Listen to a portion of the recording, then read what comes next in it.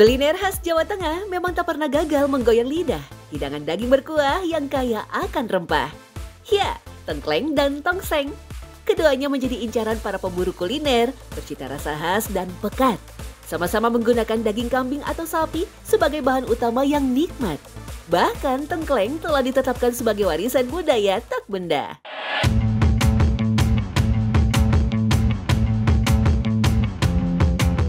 Karena dari tekstur sama rasanya itu empuk dan juga enak.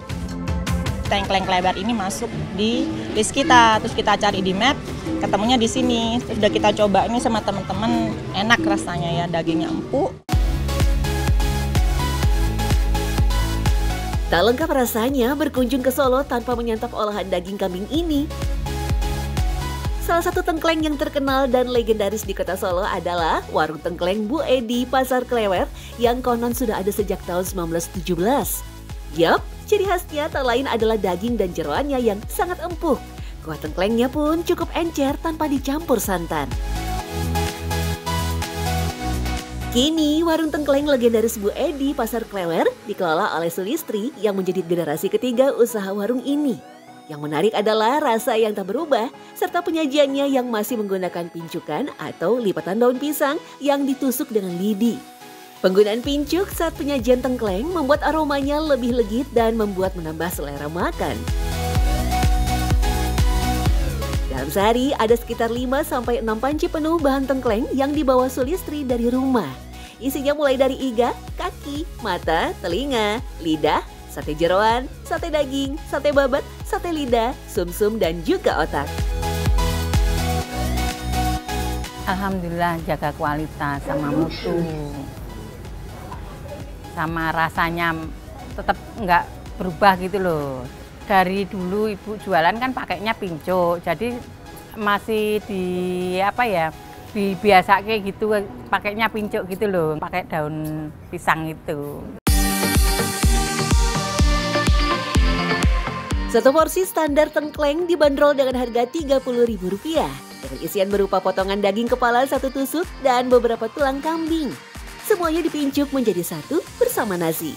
Sementara porsi Rp50.000 mendapat isian yang cukup lengkap, mulai dari lidah, pipi, kaki, dan tambahan otak. Sejak dulu, dagangan tengkleng Klewer Bu Edi sudah ramai pembeli. Bahkan seringkali dalam waktu 2-3 jam berjualan, tengkleng legendaris ini pun ludes terjual. Karenanya, warung ini hanya beroperasi dari pukul 12 siang hingga pukul 3 sore.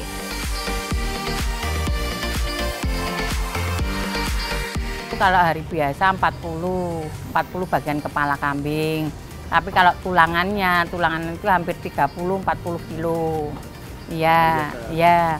Terus belum lagi bagian jeroan, daging itu belum. Kalau jeroan ya paling enggak 10 kilo, 15 kilo. Meski tengkleng adalah kuliner yang berbahan limbah kambing, namun sajian ini bisa menjadi sangat istimewa. Semua ini hasil penggunaan rempah-rempah serta teknik memasak yang tepat. Biji kedaung, kelebet, hingga kayu manis membuat aroma jeroan dan semua isian tengkleng tidak tercium. Proses memasak dengan peralatan tradisional pun membuat bumbu meresap ke dalam daging hingga tulang kambing.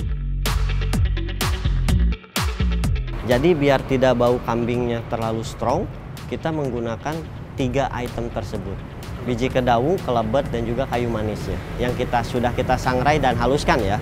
Menggunakan kombinasi kedua rempah-rempah ini yang membuat untuk flavornya tengkleng tersebut jadi khas. Tak jauh beda dengan tengkleng, tongseng juga diburu pecinta kuliner. Kuah tongseng jauh lebih kental dengan potongan daging yang besar. Ditambah ada sayuran sebagai penyeimbang rasanya. Uniknya, meski komposisi tongseng ada juga yang berisi jeroan kambing, seperti babat, usus, paru, dan limpa yang dikenal tinggi lemak dan kolesterol, namun makanan yang satu ini justru banyak penggemarnya. Kuahnya itu kayak misalnya yang kita butuhin pertama kali itu adalah santan ya. Dari santan kelapa itu dia tadi. Kita ada 2 versi, menu kayak yang santannya encerannya aja, dan yang kedua itu yang kentalnya. Untuk mengolah tongseng isi jeroan perlu tips dan trik tertentu. Pertama, aneka jeroan kambing harus dicuci terlebih dahulu sampai benar-benar bersih dan tidak berbau.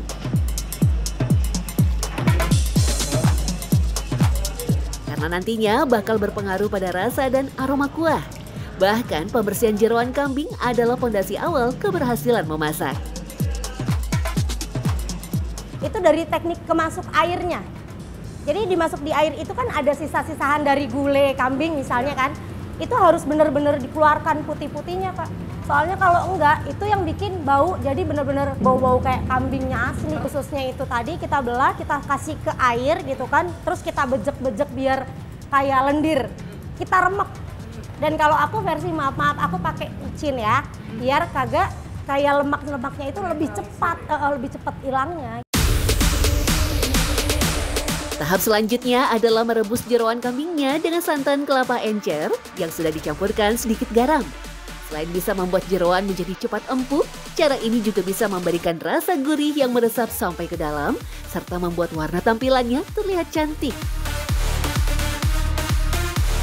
Jeroan direbus selama kurang lebih 2 jam atau sampai air santannya habis. Setelah itu baru dibilas dengan menggunakan air, lalu dipotong-potong menjadi bagian kecil.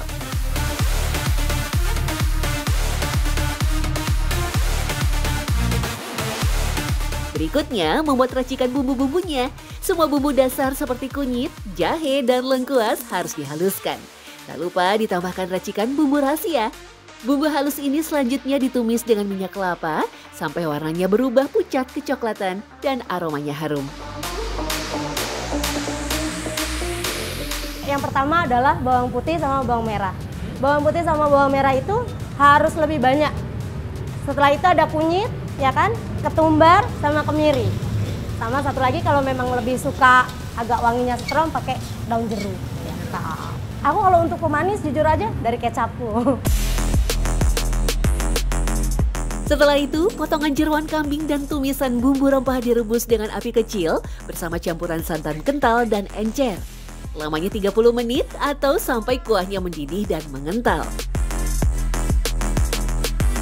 Tongseng memang memakai bahan dasar kuah gulai yang diberikan bumbu kembali. Setelah kuah gulai matang, bara api kecil dari arang kayu tetap dijaga agar kuah tetap hangat.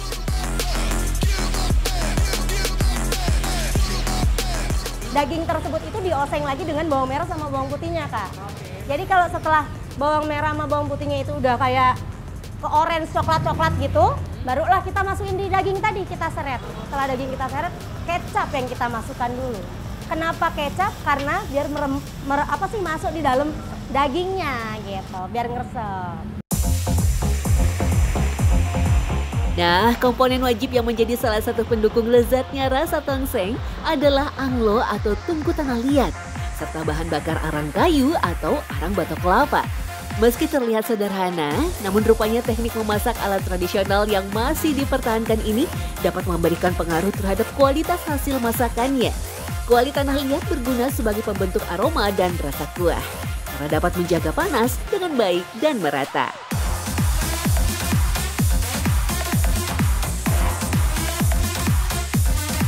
Tongseng pun sukses dimasak dengan sempurna. Kalau sudah dihidangkan seperti ini, tinggal pilih mau tongseng atau tengkleng.